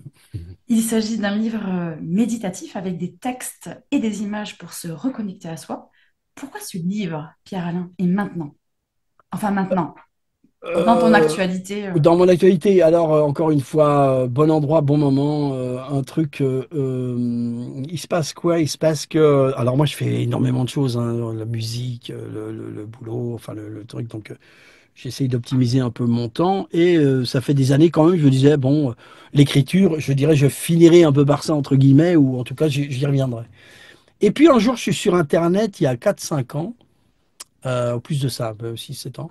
Et je ne sais pas pourquoi, d'habitude, j'ai pas l'habitude d'aller voir des trucs sur Internet. J'étais dans mon bureau à Radio Classique et je sais pas, je sais pas comment j'arrive ou comment on me fait arriver sur un vlog, un petit blog plutôt. Je vois un titre qui me plaît, que ça s'appelle La Lumière. Et je commence à lire le truc, je dis, waouh, ça c'est bien ça. Et puis je lis deux, trois textes, et puis je dis, mais la vache, on dirait que c'est moi qui les ai écrits. Et donc j'envoie un petit mot, je connais pas ce gars-là, Raphaël Le Serre. Je dis bravo, j'adore ce que vous faites. Bon. Il me dit ah bah c'est vraiment, il me renvoie le jour d'après. Bah, tu vois bien le truc, moi je suis très content, voilà. Et puis quand même je vais voir de temps en temps ce qu'il fait. Et puis tous les trois quatre jours il fait un texte et je dis waouh, c'est fou. Je suis et un jour je lui fais un cadeau sans qu'il le sache. Alors, t'imagines bien. Je suis à la radio, j'ai un studio, mon studio perso à la radio, radio classique, et donc je prends un de ces textes, je le lis et je le mets en musique. Enfin, tu vois, je mets la musique Mhm. derrière. Mais bon, tu vois, le truc, ça me prend 5 minutes, tout va bien, et je lui envoie en disant, tiens, un cadeau. Évidemment, il est super, super touché. Et puis on se rencontre et il s'avère on est connectés exactement de la même façon. On n'a pas du tout la même vie. Alors on est vraiment totalement différents l'un comme l'autre. Moi je suis un peu le feu extérieur et le vent intérieur. Et lui c'est le vent extérieur et le feu intérieur. Et donc un jour, moi j'ai souvent des intuitions quand je suis soit dans la voiture, soit dans le train. Et comme je prends très souvent le train, j'ai des idées qui me viennent. Et un jour, j'arrive et je dis, voilà, je fais des listes, je fais des questions. Chacun de notre côté, on répond à la question. Tu vois, par exemple, Mhm. dans ce qu'a adoré Fabien Olicard, si le soleil pouvait parler, il nous dirait quoi? Et chacun cherchait une réponse. Et ce qui était incroyable, c'est qu'à 70, voire 75, voire 80%, la même idée, elle était là. Dans tout ce qu'on faisait. La même idée. Si le soleil pouvait parler, il nous dirait quoi? Il vous remercierait de l'éclairer. Oh non? Mhm. Et donc, la même idée. Moi, j'étais parti sur sa lumière vous dirait que. Tu vois, sa lumière vous dirait que vous êtes la lumière. Hein, tu vois. Et donc, on a construit le livre avec nos deux cerveaux syntonisés. Et tout ce que tu lis, ce sont des pensées ensemble avec les guides, je suppose, qui nous aident, tu vois, à être. C'est la même chose que quand je lis des canals.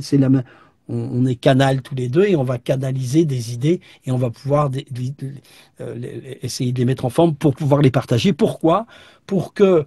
Parce que moi, ça, c'est mon credo. C'est ce que tu as déjà vu dans toutes mes vidéos. J'essaye, par des métaphores, par des images, par des discours, par des écoutes, par des partages, à vous redonner votre propre pouvoir. Votre propre pouvoir. Ce qu'on essaye avec Raph dans ce livre, c'est de faire comprendre que grâce à des mots, des images, vous êtes toute votre base. Qu'est-ce que vous allez en faire? Parce qu'en fait, quand on discute, et toi tu dois en voir plein de... Tu t'aperçois des gens qui disent, qui ont le sécateur de leur vie, de ces deux mots qui s'appellent, je vais te leur dire, et je dois dire à nos auditeurs, vous avez un sécateur dans votre vie, ces deux petits mots, un mot de 3 lettres, un mot de 4 lettres, ça s'appelle oui, mais. Oui, mais.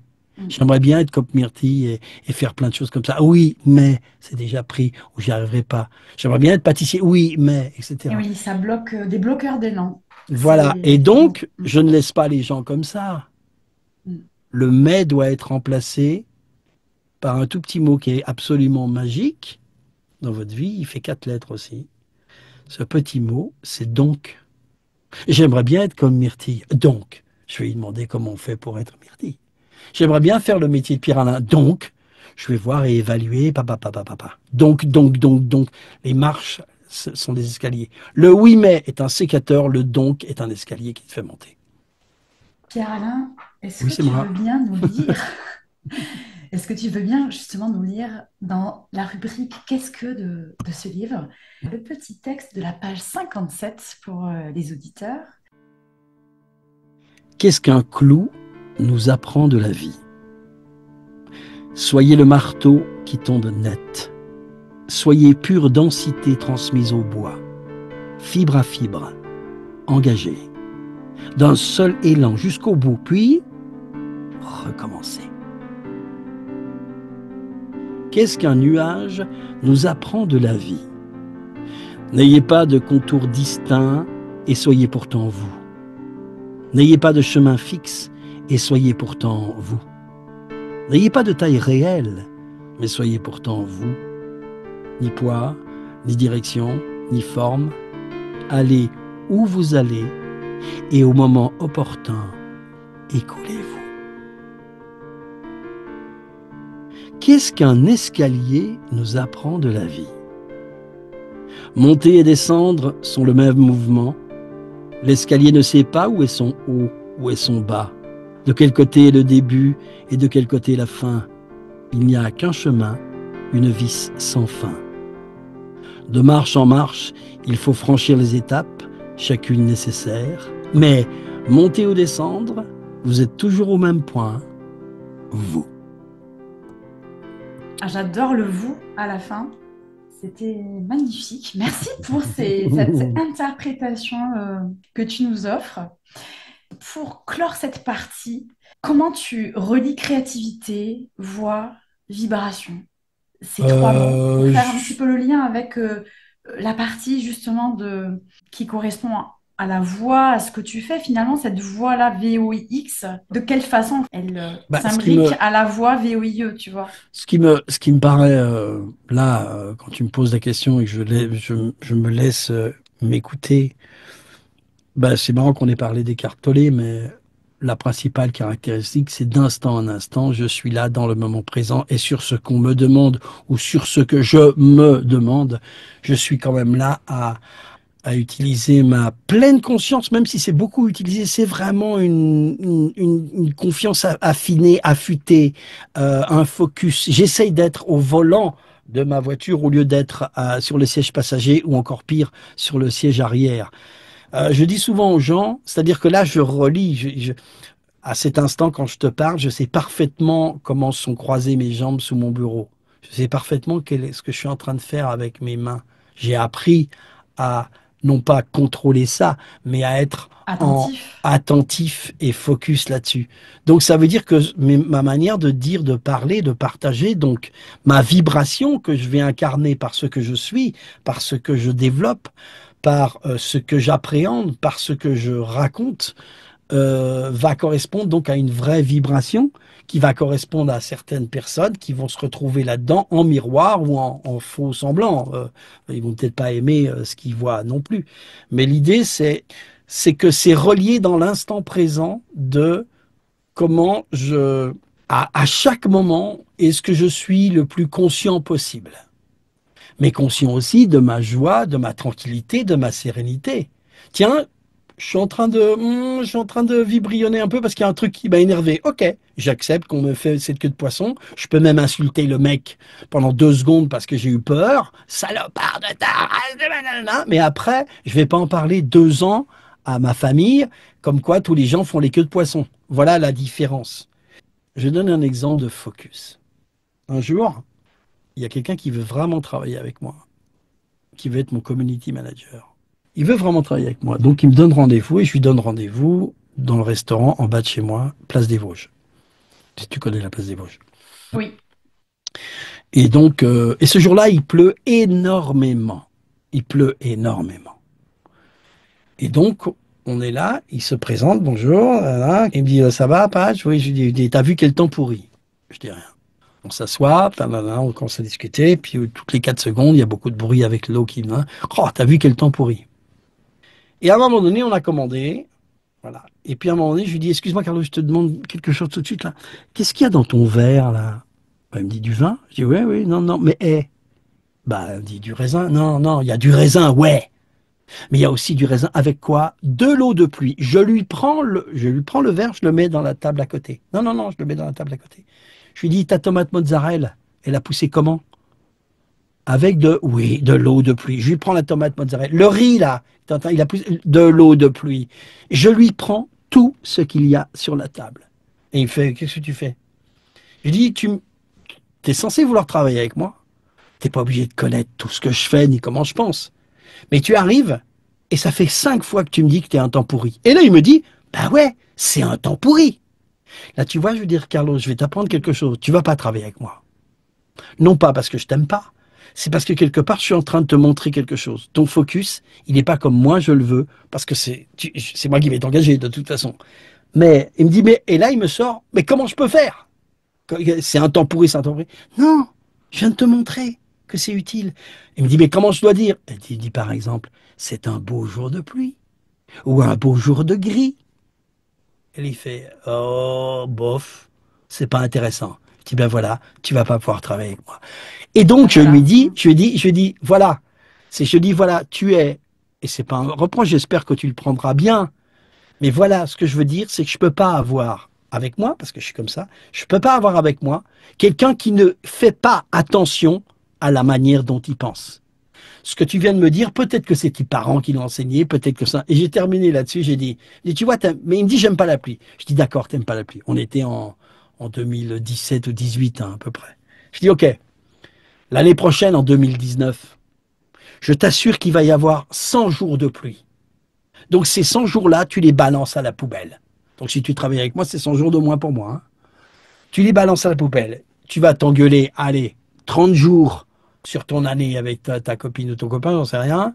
Ok, ça fait 130 jours. Et puis va y avoir machin, il va y avoir machin avec ta voiture, etc. Allez, je te le fais parce que je te le fais à presque 200 jours. Sur 365, il reste que 165 jours. Donc non, excuse-moi, tu vas pas travailler avec moi 160 jours où tu vas te dire, ah, aujourd'hui c'est bien, ça va, je me sens bien. Non, non, non, non. Donc voilà. Ce que je veux dire pour nos auditeurs, c'est que attention à la manière dont vous pensez d'instant en instant. Attention. Que ce soit dans votre couple, que ce soit dans votre relation aux autres, que ce soit dans vos phrases toutes faites. Quand je te disais, ça va, oh, comme un lundi, vivement vendredi, vivement la retraite. Tu dis, mais les gars, oh, oh, vous voyez ce que vous êtes en train de raconter? Mhm. Donc le truc, ça c'est un processus neurobiologique, c'est un processus mental, c'est un processus qui fait qu'à un moment donné, j'en reviens à l'histoire de champion, tu dois t'entraîner et tu dois entraîner neurobiologiquement ton cerveau, tu dois absolument donner à ton corps un champ de possibilités, qu'elle soit quantique ou pas quantique entre guillemets, mais un champ de possibilités qui fait que tu, tu, tu dois te donner le meilleur. Il n'y a que ton pouvoir qui peut le faire, personne ne peut le faire à ta place. Je dis souvent, par exemple, c'est comme aller sur une route et tu vois un magnifique arbre, un chêne sacré au fond, et tu dis, waouh, je veux aller méditer avec lui ou faire la sieste sous lui. Mais il y a un champ de maïs devant toi. Tu arrêtes ta voiture, tu vas, tu prends le maïs, mais tu le prends dans la gueule, le maïs. Tu es obligé de l'écarter. Et tu arrives vers le chêne. OK. Et ben là, le chêne, tu fais ce que tu as à faire avec lui, entre guillemets. Et puis tu reviens sur ton chemin et tu reprends ta voiture. Mais si tu ne reviens que 3 semaines après, ça sera la même chose. Tu seras obligé de te prendre le maïs, le même maïs, etc. Sauf que si tu reviens 2, 3, 4, 5 fois, 6 fois, 10 fois par jour, le chemin, il est tracé, le maïs, c'est fini, ton chemin, il est tracé. Et ben, neurobiologiquement, votre manière de penser, votre manière d'être, tout ce que vous faites s'inscrit d'instant en instant, comme dit Eckhart Tolle, dans l'instant présent, et ça s'inscrit. Et en fait, comme dit Épicure ou je sais plus qui, Erasme, je sais plus qui disait, ou Socrate même, qui disait attention à vos pensées deviennent une habitude et vos habitudes deviennent un destin. À propos de belles vibrations, c'est quoi l'état d'esprit finalement à développer quand on est un artiste qui cherche bien sûr à déployer ses ailes? Pour moi, t'es artiste après être un être humain. Être un artiste, qu'est-ce que c'est être un artiste? Oui, c'est avoir des talents, des dons. Certains en ont plus que d'autres, certains arrivent à le monnayer, certains font des compromissions pour le faire. La problématique, c'est de se poser la question de ce qu'on veut en tant qu'être humain. C'est la plus grosse question. Moi, je vis dans un métier où, la plupart du temps, j'aime me présenter comme un musicien qui sait être comédien. Parce que c'est pas du tout le même ego. C'est très difficile d'être un comédien. Et ceux qui ont ça chevillé au corps, la problématique, c'est un peu comme les peintres ou les sculpteurs. C'est-à-dire qu'on leur dit jamais que c'est mauvais. On dit jamais à un peintre qui a passé tu vois, le peintre ou le sculpteur qui est tout seul dans son coin et qui ne voit les gens que le jour de l'inauguration de ses œuvres. Il y a personne qui vient vers lui, très rare, en disant, oh, vous savez quoi, c'est vraiment de la merde, hein. Donc en fait, il y a aucun voilà. Donc cet ego-là, il est pas alimenté par une grille qui est juste un musicien. La différence, et tu connais l'histoire, c'est qu'un sol, c'est un sol. Un mi bémol, c'est un mi bémol. Donc tu peux me dire ce que tu veux.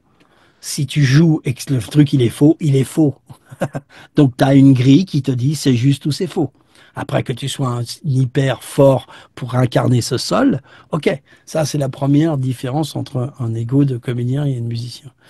Et puis il y en a plein d'autres. Quand tu es comédien, tu ne joues pas avec les autres, tu réponds aux autres. Donc on n'est jamais ensemble, sinon ça s'appelle la cacophonie. Alors que, à contrario, les musiciens, on est tous ensemble, qu'on soit 1, 10 ou 10 000, on peut jouer tous ensemble.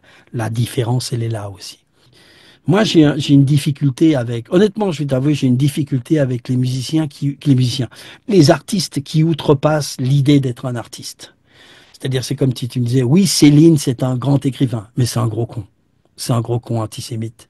C'est un gros con antisémite. Picasso est un génie absolu de la peinture, mais excuse-moi, il a été tellement dégueulasse avec les femmes. Alors ça ne veut pas dire que je trouve ça plus important. C'est important d'avoir un Picasso, mais quelque part, je pense que ça doit s'appuyer sur une éthique. Et pour moi, le côté artistique ne sera pas une justification en disant, bah oui, c'est comme ça, je suis un artiste. Tu vois, non, non, non, je suis un être humain qui a des capacités. Et c'est pour ça que j'aime les sportifs.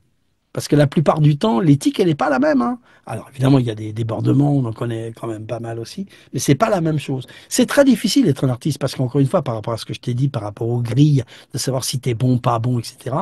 Et en plus, bon, quand t'es une femme, en plus dans le milieu du cinéma, les 50 dernières années ou 100 dernières années, ça devait être pas, c'est quand même beaucoup mieux maintenant. Et en plus, heureusement, il y a d'extraordinaires maintenant réalisatrices. Et voilà, donc on est sur un autre niveau.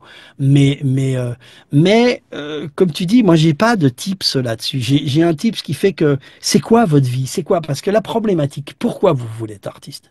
Est-ce que c'est pour être connu ou c'est pour être reconnu? C'est pour être donc être aimé. Donc le truc, c'est que votre travail à faire, le travail d'être humain, c'est comment vous vous aimez, que vous soyez artiste ou pas. Donc l'idée de l'artiste, on revient, on perd pas le fil. Le fil est le film. C'est que qu'est-ce que vous voulez? C'est quoi l'état d'esprit? Et là, on en revient à la mystique. C'est quoi la vibration? Et qu'est-ce que vous travaillez comme vibration? Encore une fois, on en revient au surf aussi. Vous prenez quelle vague? Il y en aura d'autres. Mhm. Vous prenez quelle vague? Et encore une fois, vous êtes la seule personne sur la planche de surf. Mhm. Personne n'est en train de faire du surf à votre place. Donc, quelque part, la problématique, c'est une vraie réflexion. Que tu sois que tu sois un artiste, que tu sois un pâtissier, que tu sois un balayeur de rue. Je te donne un exemple. Place des Vosges. Moi, je vais le matin prendre mon café très tôt. Ça fait des dizaines de fois que je vois ce balayeur de rue qui est en train de... etc. Il me connaît, il m'a déjà vu à la télé, il m'a déjà vu un peu. Et un jour, je lui dis, venez, je vous offre un café. Ah, super. Et il me dit, ah, j'adore ce que vous faites, etc. Je dis, mais moi aussi, j'adore ce que vous faites. Il me dit, comment ça? Je dis, est-ce que vous vous rendez bien compte de ce que vous faites? Je dis, bah, vraiment, il dit ça, hein. Il dit, je balaye. Il dit, non, vous rendez la place et la rue plus belle. Vous êtes un propagateur de beauté. Et il me regarde comme ça, les larmes aux yeux. Mais vraiment, hein. Magnifique, hein? Oui. Et je dis, mais vous vous rendez compte? Vous vous rendez compte le cadeau que vous faites, même si personne ne le sait? C'est-à-dire que tous les matins, vous rendez quelque chose beau, plus beau. Et le lendemain, il vient, il me dit, j'ai parlé à ma femme qui pleurait quand il a dit ça. Mais voilà, c'est-à-dire qu'à un moment donné, c'est quoi votre place? Mais si votre place, c'est une place humaine, c'est une place, peu importe que vous soyez Pierre Garrigue, Myrtille, c'est pas peu importe, tout le monde voudrait être moi ou toi. Ou il y en a plein qui disent, ah, moi, ce que je veux faire, c'est ton métier. Mais je dis, non, sois toi, putain, c'est déjà pris, moi. Et c'est ce que c'est d'ailleurs, je refais le lien avec juste la page 57. Ouais. qui termine par vous êtes toujours au même point, vous. Mais oui, mais de toute façon, c'est ça C'est le ça. Oui, principe. non, Mais bien mais sûr, voilà.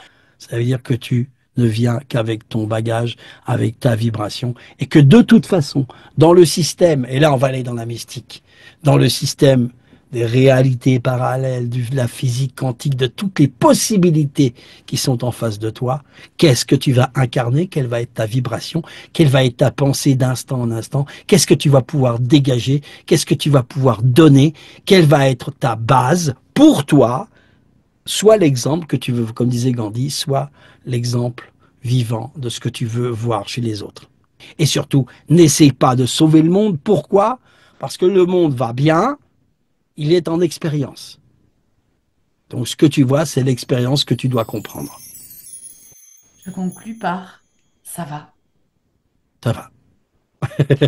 On arrive bientôt à la fin de cette conversation. Non, pas déjà, pas déjà. J'aimerais beaucoup, c'est hyper, c'est vraiment passionnant. Et puis voilà, il y a quelque chose là je trouve, il y a quelque chose d'assez magique. Enfin, quand on est derrière le micro, là, c'est vraiment très chouette. Alors, pour bientôt finir, Ouais. j'aimerais te lire à mon tour un extrait de texte que j'aime beaucoup. Il s'agit d'un extrait de poème de l'âme de l'artiste Louis Jameau, qui est un artiste du 19e, dont Mhm. l'œuvre a été présentée l'année dernière au musée d'Orsay et qui m'a fait penser au concept de ton livre, avec cet Ah, aspect à la fois pictural et littéraire. Donc je lis Jean Mot écrit ou Jameau? Jameau, D'accord. J-A-N-M-O-T. Ok. Alors peut-être que c'est Jean Mot. Moi, Jean Mot, oui. Jean Mot. J'aime mot, ça Jeanne dépend de Mot. l'accent. Jamin, ouais. Et celui Jean Mot. J'aime mot, Jeanne Mot. j'aime mot. Alors, je te lis Vas-y, un vas-y. passage de j'aime mot et tu me dis ensuite si ça sonne juste pour toi. Vas-y. À l'instant qu'a choisi la sagesse infinie, le néant vaincu cède et fait place à la vie. De l'abîme entrouvert, sombre et silencieux, une âme humaine monte à la clarté des cieux. Et le Dieu créateur d'une ineffable ivresse a tressailli lui-même, et sur son cœur il presse comme un père l'enfant que son souffle a formé, et qui s'est senti vivre en se sentant aimé. Salut, nouveau venu, qu'élève au rang de l'être, le triple don d'aimer, de vouloir, de connaître, que votre voix se joigne au céleste concert. Wow. Ah, c'est vachement C'est bien. Je comprends le lien. Je comprends le. C'est un mystique, hein. Bien sûr, bien sûr. donc après cette lecture, comment ça sonne pour toi? Comment ça sonne pour moi? Là, ça me touche, mais évidemment, si ça me touche, ça veut dire que ça sonne très, très, très, très juste. Et Badge nous fait le plaisir d'une dernière lecture. Chaque fois, on fait parler soit l'oiseau, puisque c'est l'oiseau qui chantait l'infini, soit l'arbre qui parlait d'éternité. Et à chaque fois, soit l'oiseau, soit l'arbre reprend, etc. Et là, c'était sur la notion d'ouverture. L'arbre parlait d'éternité, il disait, cher ami, tournez-vous vers vous, même pour y trouver la demeure que vous êtes, pour vous y centrer en votre propre filon, votre propre source. Celle-ci n'est jamais hors de portée, elle est toujours disponible, et si vous ne la sentez pas, c'est juste que vous ne vous ouvrez pas suffisamment. Demandez à vous ouvrir, dites « Je décide, je demande de m'ouvrir. Comment puis-je m'ouvrir maintenant ?» Et ouvrez-vous. Comme un arbre, comme une écluse, comme une vallée, c'est à la fois laisser passer et s'étendre dans l'espace, c'est connaître que de son propre ventre jaillit la vie, de sa poitrine elle jaillit, bras ouverts elle jaillit, c'est se laisser respirer. Parcourez votre corps, placez successivement votre conscience en chaque point de votre corps et ouvrez-le, puis parcourez votre esprit. Placez votre conscience en chaque pensée qui vous habite et ouvrez-vous en cette pensée. De votre simple décision, détendez le muscle, détendez le jugement. Parcourez vos tensions et à l'intérieur de chaque tension, décidez de vous ouvrir et faites-le.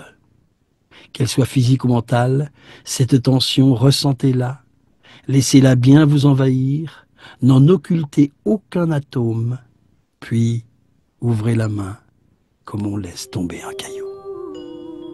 J'espère que cet épisode vous aura inspiré. Vous pouvez retrouver toutes les références de Pierre-Alain de Garrigues dans la description de la vidéo.